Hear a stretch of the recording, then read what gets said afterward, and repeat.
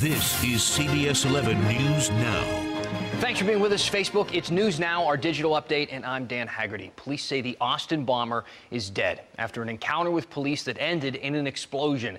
It happened this morning when police tracked him down to a hotel in Round Rock. If you know where that is, it's just north of Austin. We're told the suspect tried to drive off when they tracked him to that hotel, but police did chase him. Eventually, that chase stopped the vehicle and police moved in on foot.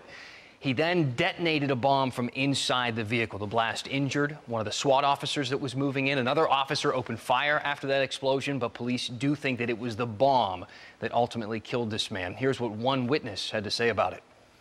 We heard a big bang. We looked at each other like, what was that? We looked around, we heard the sirens. Thought maybe it was somebody pulling somebody over.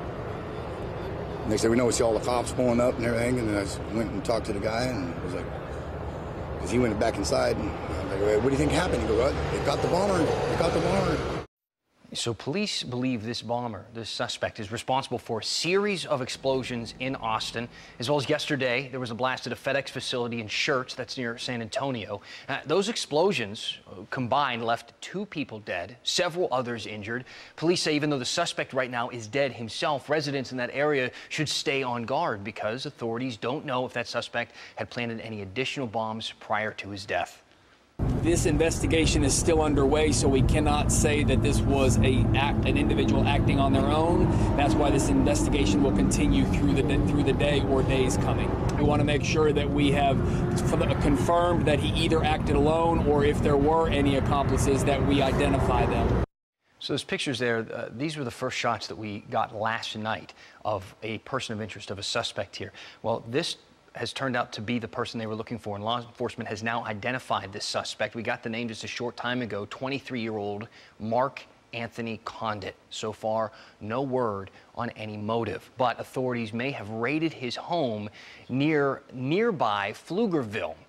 In the hours leading up to Condit's encounter with police in Round Rock, police in Pflugerville, you see them here, they were investigating some suspicious activity there. There were reports of a suspicious package in the city's downtown area. Now we're starting to learn that this may have been the area where Condit lived. So we have reporters at both scenes. We're going to bring you live reports during our 11 a.m. newscast. Of course, stay online between now and then.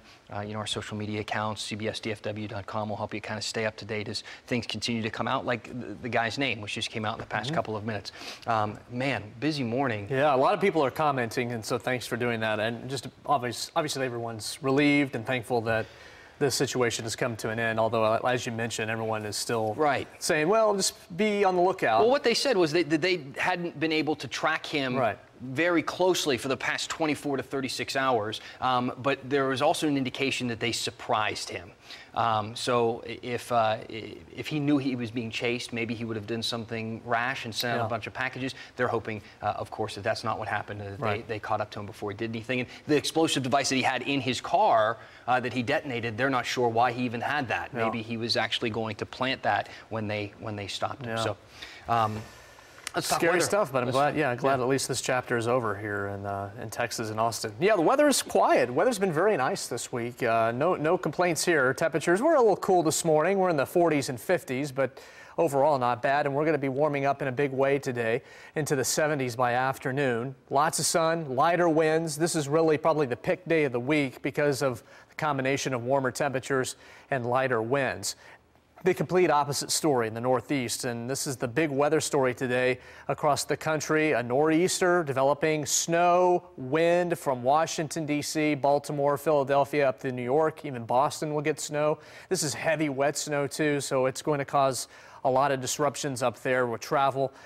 Check your flight if you're heading that direction. No doubt there will be delays, if not cancellations altogether. There's also quite a bit of rain on the West Coast, but here we are sandwiched in between and looking at great weather today. Not bad tomorrow or Friday, but it does turn windy. Highs continue to warm up. We'll be in the 80s by the weekend and looking for a slight chance of thunderstorms by the time we get to Sunday and Monday. Better chance of storms middle of next week. In fact, next week looks a lot different from this week. It's going to be really unsettled. We'll have a chance of thunderstorms most days next week, and so we'll catch up on more rainfall next week. This week, though, beautiful. We've had a string of beautiful weather. We kind of feel spoiled, especially with what's going on in the Northeast right now, and they're getting hammered with the fourth nor'easter before. Winter's supposed to be over for them. Not yet, but looks pretty nice for us. Jeff, thank you, and thank all of you at home. We appreciate you for watching CBS 11, the ones for Texas. For the latest updates, head to cbsdfw.com. We're going to continue to bring the latest from Austin throughout the morning, and we'll have another Facebook Live News Now update coming up at noon. Have a good one.